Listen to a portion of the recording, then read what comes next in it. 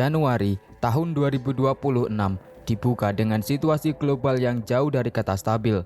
Harapan akan awal tahun yang tenang tidak terwujud. Sebaliknya, berbagai ketegangan internasional justru menunjukkan peningkatan di banyak kawasan.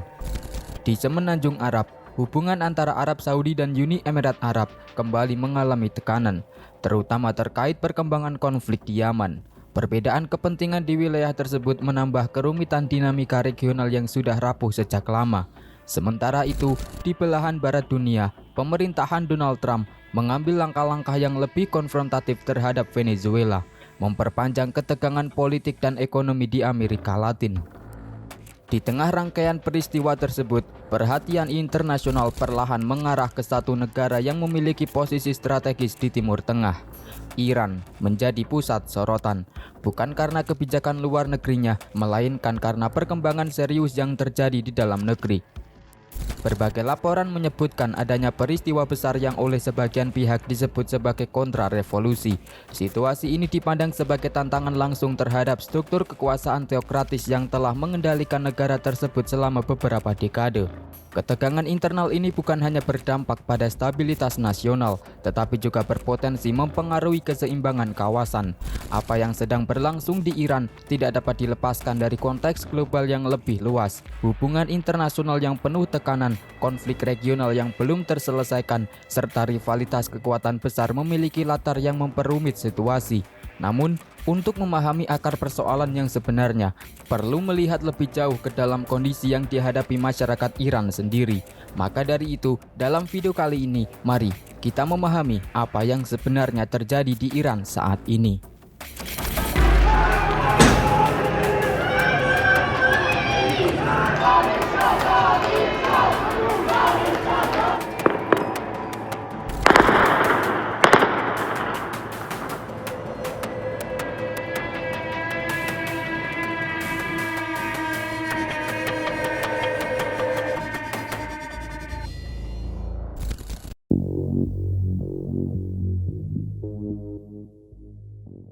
Rangkaian peristiwa yang kemudian berkembang menjadi krisis nasional bermula pada tanggal 28 Desember. Pada hari itu, nilai mata uang rial jatuh ke titik terendah yang belum pernah tercatat sebelumnya. Kejatuhan ini segera terasa dalam kehidupan sehari-hari, ketika harga barang melonjak dan kemampuan masyarakat untuk memenuhi kebutuhan dasar semakin tergerus.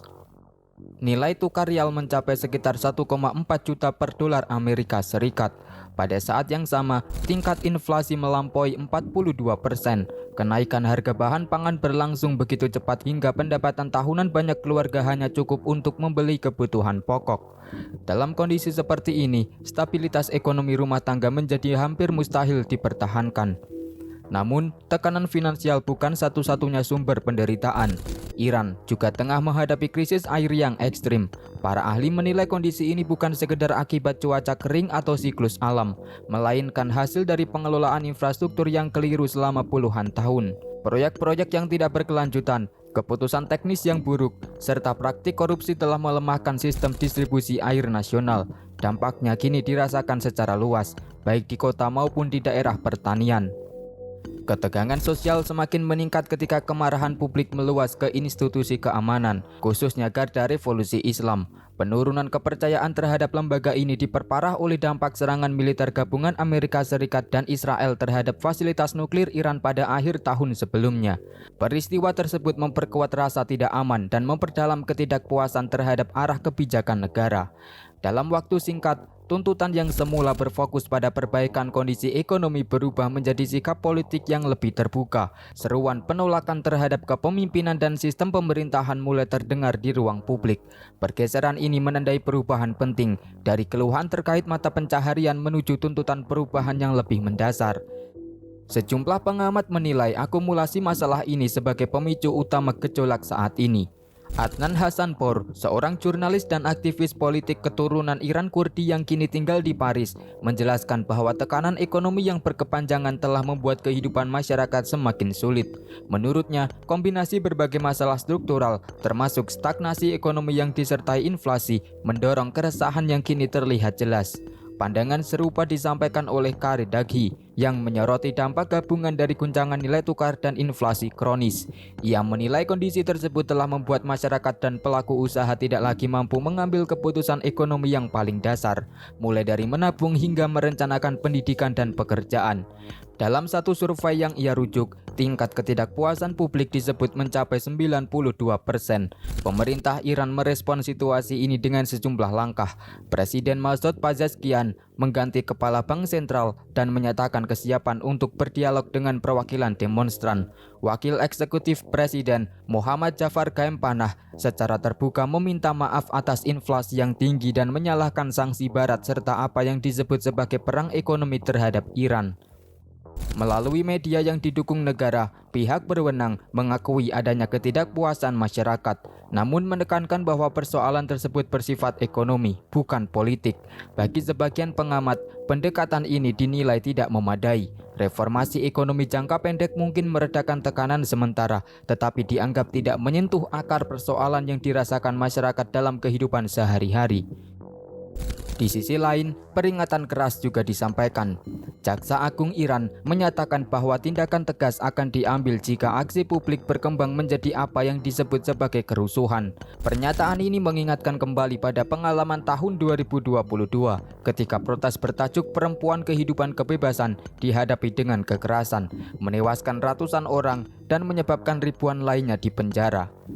Pada titik inilah, krisis ekonomi dan lingkungan tidak lagi berdiri sebagai persoalan terpisah. Keduanya menyatu dan membentuk dasar dari gelombang perlawanan yang kemudian memasuki fase baru. Ditandai oleh eskalasi, pembatasan informasi, dan respon keamanan yang semakin keras.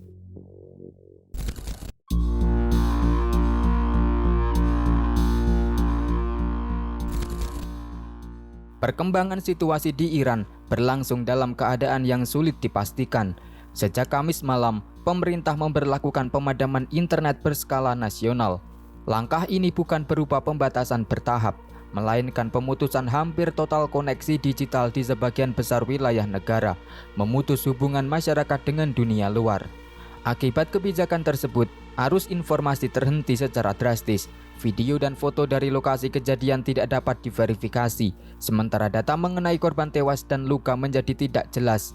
Organisasi pemantau jaringan global, NetBlock, melaporkan bahwa pemadaman ini terjadi pada tanggal 8 Januari 2026, bertepatan dengan meluasnya aksi protes di berbagai kota. Meskipun ruang komunikasi sangat terbatas, sejumlah informasi masih berhasil keluar melalui jalur alternatif. Sambungan telepon darat dan komunikasi satelit digunakan oleh sebagian warga untuk menyampaikan kekerasan. Laporan-laporan tersebut mengonfirmasi bahwa pasukan keamanan dikerahkan secara luas dan dalam beberapa kasus menggunakan peluru tajam untuk menghadapi demonstran. Kerusuhan yang terjadi disebut sebagai yang paling serius dalam beberapa tahun terakhir.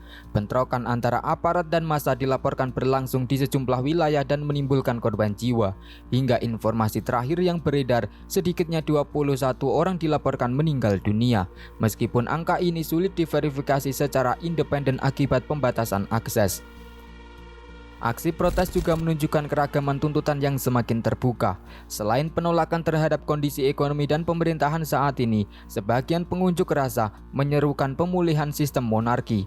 Reza Pahlavi, putra sah Iran yang digulingkan pada revolusi Islam tahun 1979, menyerukan kelanjutan protes melalui pernyataan video yang diunggah di media sosial. Media yang berafiliasi dengan negara menampilkan narasi berbeda. Kantor berita Tasnim, misalnya, merilis rekaman dari kota Qazvin yang memperlihatkan kekerasan terhadap seorang petugas keamanan. Dalam laporannya, petugas tersebut digambarkan tidak bersenjata dan sedang mencoba meredakan situasi tanpa kekerasan. Tayangan semacam ini digunakan untuk memperkuat klaim bahwa aparat juga menjadi korban dalam kerusuhan. Pemerintah menyampaikan pernyataan yang beragam. Presiden Masoud Pezeshkian memperingatkan pemasok dalam negeri agar tidak menimbun barang atau menaikkan harga, serta menekankan pentingnya menjaga pasokan dan stabilitas harga. Namun, pernyataan yang lebih keras datang dari pemimpin tertinggi Ayatollah Ali Khamenei yang menegaskan bahwa para pelaku kerusuhan harus ditindak tegas. Nada serupa juga disampaikan oleh otoritas yudisial tertinggi. yang menuduh para demonstran bertindak sejalan dengan kepentingan Amerika Serikat dan Israel. Tuduhan ini memperkuat kerangka keamanan yang digunakan negara untuk membenarkan respon keras terhadap aksi di jalanan. Dalam kondisi pemadaman informasi dan narasi yang saling bertentangan, gambaran utuh mengenai situasi di lapangan menjadi semakin sulit diperoleh. Yang tampak jelas adalah meningkatnya ketegangan dan perubahan karakter krisis yang tidak lagi terbatas pada persoalan ekonomi, tetapi mulai melibatkan aktor sosial yang jauh lebih luas.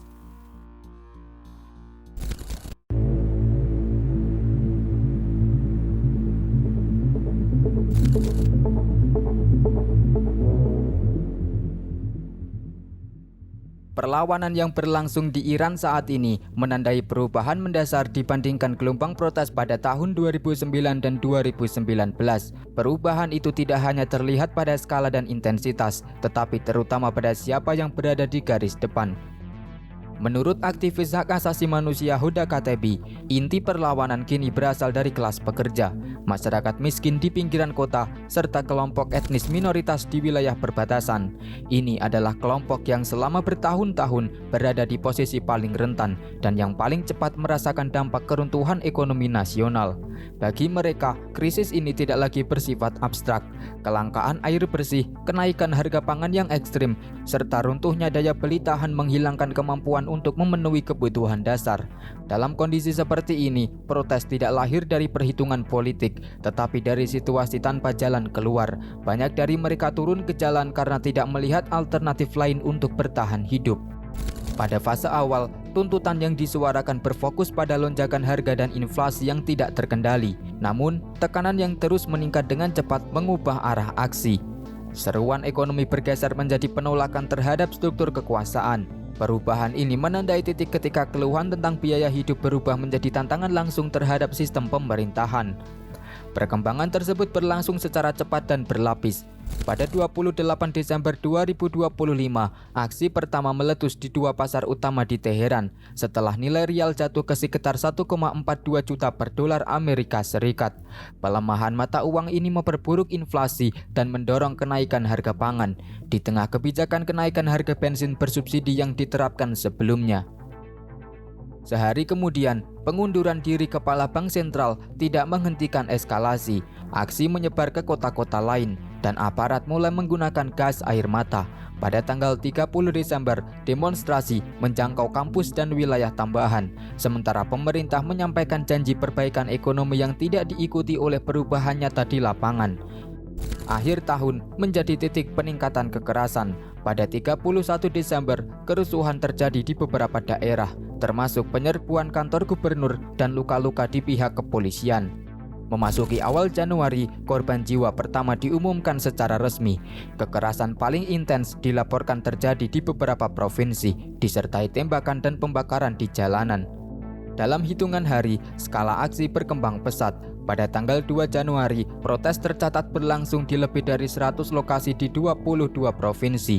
Sehari kemudian, jumlah itu meningkat menjadi lebih dari 170 lokasi di 25 provinsi, dengan sedikitnya 15 orang tewas dan ratusan ditahan. Pernyataan pemimpin tertinggi yang menyerukan penindakan tegas dipandang sebagai legitimasi bagi penggunaan kekuatan yang lebih keras. Pada tanggal 6 Januari, aksi duduk di Grand Bazar Teheran dibubarkan dengan gas air mata. Hingga hari itu, jumlah korban tewas meningkat menjadi 36 orang. 2 hari kemudian, setelah aksi malam hari berlangsung secara luas, pemerintah memutus akses internet dan juga sambungan telepon internasional, mempersempit ruang komunikasi bagi penduduk negara berpopulasi sekitar 85 juta jiwa. Meskipun demikian, aksi tidak berhenti. Pada tanggal 9 dan 10 Januari, jumlah korban meningkat tajam. Jaksa Agung memperingatkan bahwa peserta demonstrasi dapat dianggap sebagai musuh Tuhan, sebuah tuduhan yang membawa konsekuensi hukuman mati. Pada tahap ini, protes telah memasuki minggu kedua dengan korban tewas mencapai ratusan orang. Hingga tanggal 15 Januari 2026, lembaga non-pemerintah Iran, Human Rights Watch, melaporkan sedikitnya 3.428 pengunjuk rasa tewas akibat tindakan aparat keamanan. Selain itu, lebih dari 10.000 orang dilaporkan ditangkap sejak aksi pecah. Sebagian besar kematian terjadi pada puncak kekerasan antara tanggal 8 hingga 12 Januari. Angka-angka ini memperlihatkan skala penindakan yang jarang terjadi dalam sejarah modern Iran. Keterlibatan kelas pekerja dan kelompok miskin menjadikan perlawanan ini bukan sekedar ekspresi politik, tetapi cerminan dari runtuhnya kontrak sosial antara negara dan juga masyarakat. Pada titik ini, krisis tidak lagi dapat dipahami sebagai gejolak sementara. Ia telah berubah menjadi bentrokan terbuka antara negara dan kelompok yang selama ini menopang kehidupan ekonomi sehari-hari.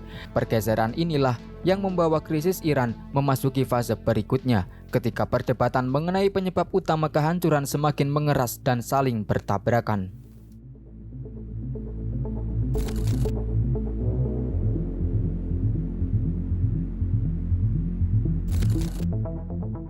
Ketika kita mencari penyebab kehancuran ekonomi Iran, perdebatan sering terjebak pada pilihan yang menyesatkan. Apakah penderitaan ini disebabkan oleh kebijakan sanksi Amerika Serikat atau oleh korupsi yang mengakar di dalam sistem pemerintahan Iran? Pendekatan ini keliru karena memisahkan dua faktor yang dalam praktiknya saling bergantung dan saling memperkuat. Kebijakan sanksi Amerika Serikat, khususnya strategi tekanan maksimum, secara formal ditujukan untuk melemahkan struktur kekuasaan Iran. Namun di lapangan, dampaknya jauh lebih luas dan langsung dirasakan oleh warga sipil. Pembatasan perdagangan dan sistem keuangan internasional memutus jalur impor obat-obatan penting, mengganggu pasokan bahan baku industri kecil, dan menghancurkan daya beli masyarakat yang sebelumnya masih mampu bertahan. Sektor kesehatan terdampak secara signifikan. Pasien dengan penyakit kronis kesulitan memperoleh obat. Industri lokal kehilangan akses terhadap komponen dasar produksi. Usaha kecil gulung tikar, pengangguran meningkat, dan kelas menengah yang selama ini menjadi penyangga stabilitas sosial mengalami kemerosotan tajam. Namun, penderitaan rakyat Iran berjalan beriringan dengan fenomena lain yang jarang disorot secara jujur. Isolasi ekonomi akibat sanksi justru menciptakan kondisi ideal bagi konsolidasi kekuatan ekonomi oleh Garda Revolusi Islam. Ketika perusahaan multinasional yang tunduk pada standar transparansi dan pengawasan internasional menarik diri karena takut terkena sanksi sekunder, mereka meninggalkan kekosongan besar di sektor-sektor strategis. Kekosongan ini tidak diisi oleh pengusaha swasta independen, melainkan oleh jaringan bisnis yang dimiliki dan dikendalikan oleh militer. Garda Revolusi memperluas dominasinya di bidang telekomunikasi, konstruksi, energi, dan proyek infrastruktur berskala nasional. Dalam ekonomi yang semakin tertutup, akses terhadap modal, logistik, dan perbatasan menjadi faktor penentu, dan hanya satu institusi yang memiliki kombinasi kekuatan senjata, jalur distribusi, serta kekebalan hukum untuk mengendalikan sistem tersebut. Akibatnya, ekonomi Iran bergerak semakin jauh dari mekanisme pasar terbuka menuju sistem pasar gelap yang terstruktur. Dalam sistem ini, mereka yang menguasai penyelundupan dan jalur informal menjadi penentu harga dan distribusi. Elit yang terhubung dengan kekuasaan tidak hanya bertahan dari krisis, tetapi juga memperoleh keuntungan dari kelangkaan yang diderita masyarakat luas. Disinilah muncul ironi terbesar. Kebijakan yang dimaksudkan untuk melemahkan rezim justru memperkaya kelompok paling tertutup dan paling kebal terhadap tekanan publik. Korupsi yang telah lama ada tidak dihancurkan oleh sanksi, melainkan dipercepat dan dilembagakan. Dalam konteks ini, sanksi tidak menciptakan krisis dari nol, tetapi bertindak sebagai akselerator yang mengubah salah urus dan korupsi menjadi bencana kemanusiaan. Beban krisis sepenuhnya dipindahkan ke rakyat biasa, sementara elit politik dan militer menumpuk kekayaan di tengah runtuhnya ekonomi nasional. Kombinasi inilah yang mendorong kemarahan publik ke titik didih, ketika rakyat melihat bahwa penderitaan mereka tidak hanya diabaikan, tetapi juga dimanfaatkan. Kepercayaan terhadap seluruh struktur kekuasaan mulai runtuh. Dari titik inilah krisis Iran tidak lagi sekedar soal ekonomi, tetapi berubah menjadi krisis legitimasi yang kemudian dibingkai dan diperebutkan melalui narasi asing dan kepentingan global.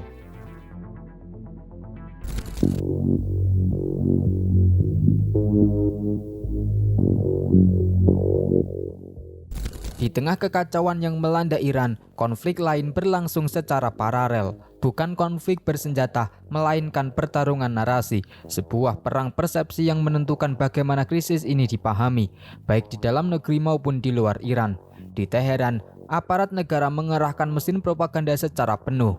Narasi resmi dibangun secara konsisten dan tunggal, bahwa demonstrasi yang terjadi bukanlah ekspresi ketidakpuasan rakyat, melainkan hasil rekayasa kekuatan asing. Pemerintah menuding keterlibatan Badan Intelijen Barat dan Israel, serta menyebut para demonstran sebagai pengkhianat negara. Bagi rezim, mengakui bahwa jutaan warga turun ke jalan karena kegagalan negara adalah pengakuan atas runtuhnya legitimasi revolusi itu sendiri. Oleh karena itu, melabeli protes sebagai operasi asing menjadi alat utama untuk membenarkan penggunaan kekuatan ekstrim terhadap warga sipil. Dalam kerangka ini, kekerasan tidak dipresentasikan sebagai represi, melainkan sebagai tindakan pertahanan nasional. Di sisi lain, respon dari luar negeri justru memperumit situasi. Pernyataan dukungan terhadap perubahan rezim mengalir dari Washington dan Tel Aviv, seringkali disampaikan dalam bahasa yang keras dan konfrontatif. Bagi pemerintah Iran, pernyataan-pernyataan ini menjadi bukti yang digunakan untuk memperkuat klaim adanya konspirasi asing. Dampaknya bersifat langsung dan berbahaya. Retorika agresif dari luar negeri seringkali mempersempit ruang gerak aktivis di dalam Iran. Dukungan verbal yang dimaksudkan sebagai solidaritas justru digunakan sebagai dasar untuk menuduh demonstran bekerja sama dengan musuh negara dan menjadi pembenaran tambahan bagi penindakan. Aktivis hak asasi manusia Huda Katebi menolak penyederhanaan ini. Menurutnya, menyatakan bahwa jutaan orang mempertaruhkan nyawa mereka hanya karena hasutan asing adalah bentuk pengingkaran terhadap realitas penderitaan yang nyata. Protes ini tidak digerakkan oleh kepentingan politik di Washington, Tel Aviv, atau pusat kekuasaan global lainnya. Warga Iran turun ke jalan karena alasan yang sangat konkret, karena harga pangan yang tidak lagi terjangkau, karena krisis air yang membuat kebutuhan paling dasar sulit dipenuhi, karena rumah sakit kekurangan obat, dan pendapatan tidak cukup untuk memberi makan keluarga. Faktor-faktor inilah yang mendorong orang untuk mengambil resiko besar, meskipun menghadapi peluru tajam dan penangkapan massal. Permainan geopolitik memang ada dan terus berlangsung di tingkat internasional, namun di jalan-jalan Teheran, di kota-kota industri, dan di provinsi-provinsi perbatasan, yang terjadi bukanlah manuver politik global, yang terjadi adalah luapan penderitaan yang lahir dari dalam negeri dan sepenuhnya milik rakyat Iran.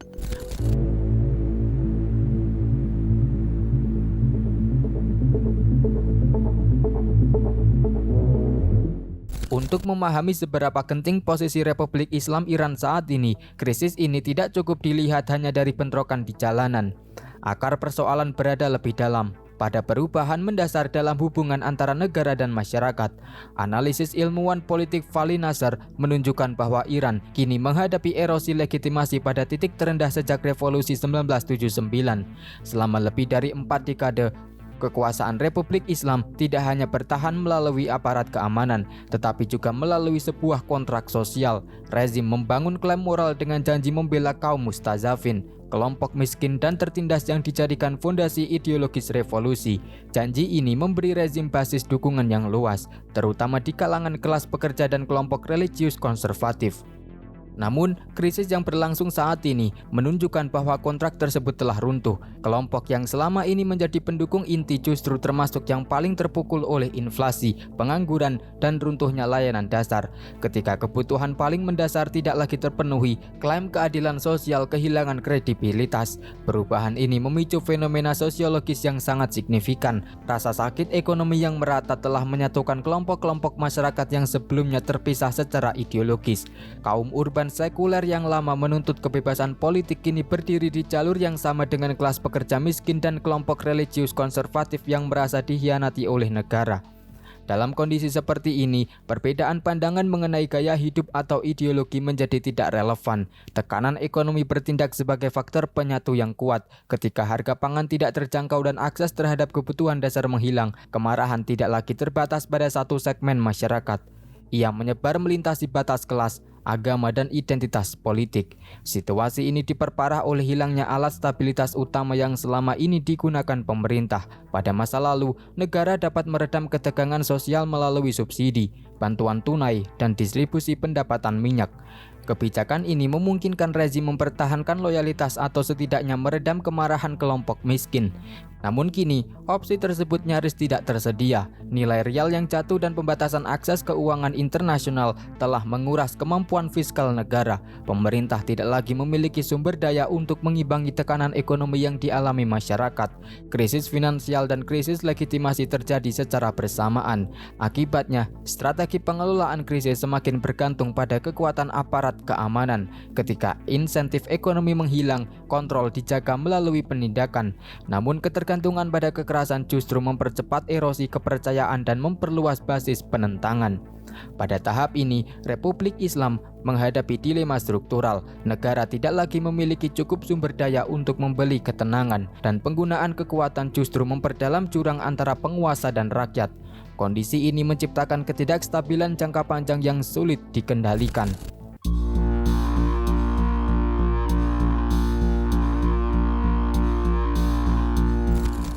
Di tengah gelombang kemarahan yang menyapu Iran, gerakan perlawanan ini menghadapi satu masalah mendasar yang dapat menentukan arah akhirnya, ketiadaan kepemimpinan yang terstruktur, yaitu ketiadaan kepemimpinan yang terstruktur. Protes berlangsung secara luas dan masif, tetapi tanpa figur atau organisasi pusat yang mampu mengordinasikan langkah politik secara nasional. Di ruang digital dan media barat, sejumlah tokoh diaspora kerap disebut sebagai calon pemimpin masa depan Iran. Nama Reza Pahlavi, putra sah terakhir yang hidup di pengasingan, sering muncul sebagai simbol alternatif kekuasaan. Ia memiliki visibilitas tinggi, jutaan pengikut daring, dan akses langsung ke elit politik di barat. Namun, pengaruh tersebut tidak secara otomatis berbanding lurus dengan kekuatan di dalam negeri. Para analis lapangan menilai bahwa tokoh-tokoh diaspora berfungsi lebih sebagai simbol politik daripada pemimpin operasional. Mereka tidak memiliki jaringan organisasi aktif di kota-kota utama Iran, tidak memiliki struktur komando di dalam negeri, dan tidak mampu menggerakkan aksi terkoordinasi seperti pemogokan nasional atau negosiasi dengan institusi militer. Kekosongan kepemimpinan ini bukan terjadi secara kebetulan. Ia merupakan hasil dari strategi sistematis yang dijalankan Republik Islam selama lebih dari 4 dekade. Sejak awal berdirinya, rezim secara konsisten menargetkan setiap potensi oposisi terorganisir. Tokoh karismatik, pemimpin serikat buruh independen, aktivis mahasiswa, dan organisasi politik alternatif dibubarkan, dipenjara, dipaksa ke pengasingan, atau dihilangkan. Pendekatan ini berhasil mencegah terbentuknya struktur oposisi yang berkelanjutan. Setiap embrio organisasi dipatahkan sebelum berkembang. Akibatnya, ketika kemarahan publik akhirnya meledak secara serentak, tidak tersedia infrastruktur politik yang siap menyalurkan energi tersebut ke dalam strategi yang terkoordinasi. Situasi inilah yang memunculkan kekhawatiran serius di kalangan pengamat. Bahaya terbesar bagi Iran tidak hanya terletak pada bertahannya rezim, tetapi juga pada kemungkinan runtuhnya kekuasaan secara tiba-tiba tanpa alternatif yang siap mengambil alih. Tanpa adanya pemerintahan bayangan, dewan transisi, atau struktur kepemimpinan yang kredibel di dalam negeri, kejatuhan rezim tidak otomatis menghasilkan stabilitas atau demokrasi. Sebaliknya, vakum kekuasaan beresiko memicu perebutan pengaruh antar faksi, fragmentasi wilayah, dan konflik bersenjata internal. Dalam skenario terburuk, kekosongan ini dapat membuka jalan bagi kekacauan berkepanjangan atau perang saudara.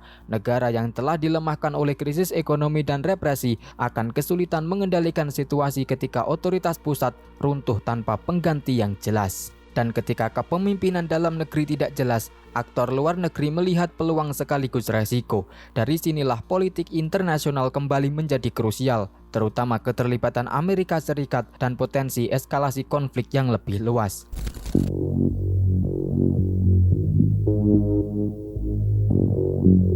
Di seberang benua, jauh dari jalanan Teheran yang bergolak, keputusan-keputusan paling berbahaya justru sedang dipertimbangkan di ruang-ruang kekuasaan Washington DC. Kembalinya Donald Trump ke Oval Office membawa sebuah paradoks yang dapat menentukan arah krisis Iran dan berpotensi menyeret kawasan ke dalam konflik yang lebih luas. Donald Trump bukanlah presiden yang secara naluriah menyukai perang berkepanjangan.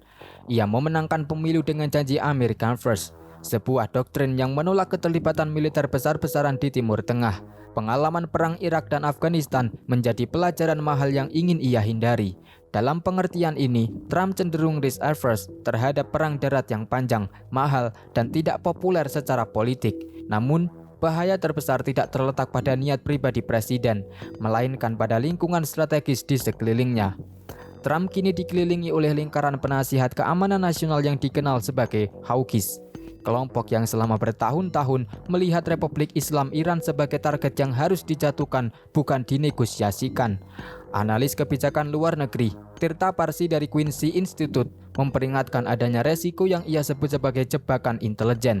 Dalam skenario ini, seorang presiden disodori informasi yang telah difilter, dibingkai, atau dilebih-lebihkan untuk mendorong satu kesimpulan tertentu, bahwa rezim Iran berada di ambang runtuh dan hanya membutuhkan satu tekanan tambahan dari luar. Narasi yang ditawarkan kepada Trump terdengar sederhana dan menggoda. Iran digambarkan sebagai negara yang ekonominya sudah hancur, rakyatnya memberontak, dan aparatnya kehilangan legitimasi.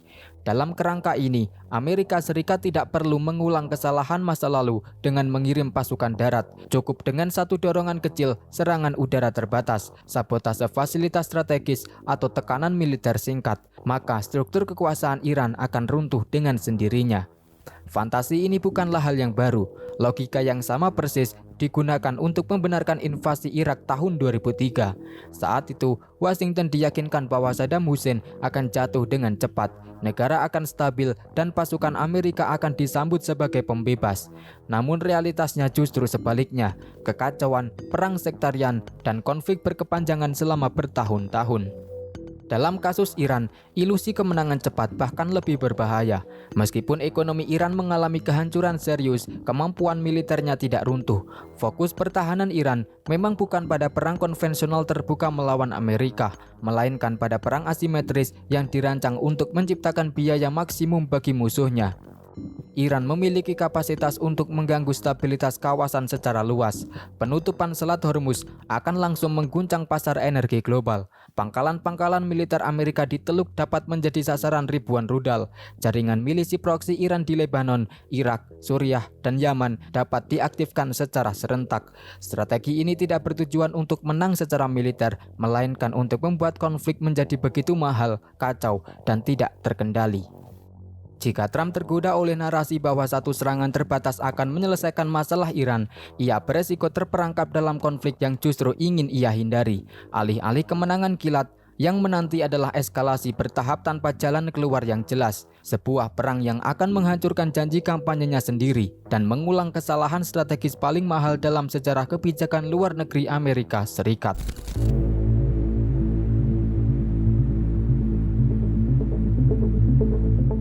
Di permukaan, koalisi internasional yang menentang Republik Islam Iran terlihat solid. Amerika Serikat, Arab Saudi, dan Israel sama-sama menyuarakan tuntutan diakhirinya kekuasaan para mullah di Teheran. Namun kesamaan musuh tidak otomatis berarti kesamaan tujuan.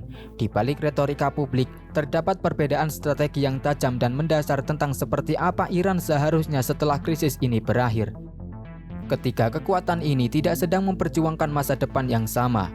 Bagi Amerika Serikat dan negara-negara Arab Teluk, khususnya Arab Saudi, skenario paling berbahaya bukanlah bertahannya rezim Iran, melainkan runtuhnya negara Iran itu sendiri. Mereka melihat dengan jelas pelajaran pahit dari Suriah, Irak, dan Libya. Negara yang hancur tidak melahirkan stabilitas, melainkan kekacauan lintas batas yang sulit dikendalikan. Bagi Riyadh, Iran yang terjerumus melalui failed state berarti ancaman langsung terhadap keamanan kawasan. Gelombang pengungsi dalam jumlah jutaan berpotensi mengalir ke negara-negara tetangga. Jalur pelayaran minyak di Teluk Persia dan Selat Hormuz terancam lumpuh. Lebih berbahaya lagi, kekosongan kekuasaan di negara sebesar Iran akan menciptakan ruang tumbuh bagi kelompok ekstremis baru dan panglima-panglima perang lokal. Karena itu, meskipun Washington dan Riyadh menginginkan perubahan rezim, mereka menginginkan perubahan yang terkendali. Tujuan akhirnya adalah Iran yang tetap utuh sebagai negara, memiliki pemerintahan yang stabil, dan tidak bersikap bermusuhan secara permanen terhadap kepentingan regional dan global mereka. Namun, kalkulasi strategis Israel bergerak pada logika yang berbeda. Bagi sebagian perencana pertahanan di Tel Aviv, masalah utama bukan semata-mata siapa yang memerintah Iran, melainkan fakta bahwa Iran itu sendiri adalah kekuatan regional yang besar, dengan populasi puluhan juta, sumber daya alam melimpah, dan posisi geopolitik strategis. Iran dalam bentuk apapun akan selalu menjadi pesaing utama Israel di Timur Tengah. Dalam kerangka berpikir ini, bahkan Iran yang demokratis dan sekuler tetap berpotensi menjadi ancaman jangka panjang. Negara yang besar dan stabil memiliki kapasitas untuk membangun kembali pengaruh regionalnya, mendanai sekutu-sekutu strategis, dan suatu hari menantang keseimbangan kekuatan yang menguntungkan Israel. Karena itu, bagi Israel, skenario kekacauan berkepanjangan atau pelemahan struktural Iran bisa dipandang sebagai hasil yang lebih menguntungkan daripada transisi politik yang sukses. Seperti yang digambarkan oleh analis Tirta Parsi, Iran yang terfragmentasi, sibuk dengan konflik internal, terpecah oleh ketegangan etnis dan regional, akan berubah menjadi wilayah yang mudah dikendalikan secara militer. Dalam kondisi seperti itu, Iran tidak lagi mampu memproyeksikan kekuatan, tidak memiliki sumber daya untuk mendukung jaringan milisi di kawasan, dan kehilangan kapasitas untuk mengembangkan program strategis jangka panjang, termasuk nuklir. Dengan kata lain, Iran yang lemah dan tidak stabil lebih dapat diprediksi dibandingkan Iran yang bersatu dan berdaulat. Di titik inilah, nasib rakyat Iran menjadi sangat rapuh. Mereka berjuang melawan penindasan dan kemiskinan di dalam negeri. Di sisi lain, masa depan mereka diperebutkan dalam kalkulasi geopolitik kekuatan asing yang memiliki visi berbeda tentang apa yang terbaik, tapi bukan bagi rakyat Iran, melainkan bagi kepentingan mereka sendiri. Maka, di balik seruan global tentang kebebasan dan hak asasi manusia, tersimpan pertanyaan yang jauh lebih dingin. Apakah dunia benar-benar menginginkan Iran yang merdeka dan stabil, atau hanya Iran yang tidak lagi mampu menjadi ancaman? Jawaban atas pertanyaan itu akan sangat menentukan apa yang menanti Iran setelah krisis ini. Apakah sebuah negara yang berhasil bangkit atau wilayah yang terjebak dalam kekacauan berkepanjangan?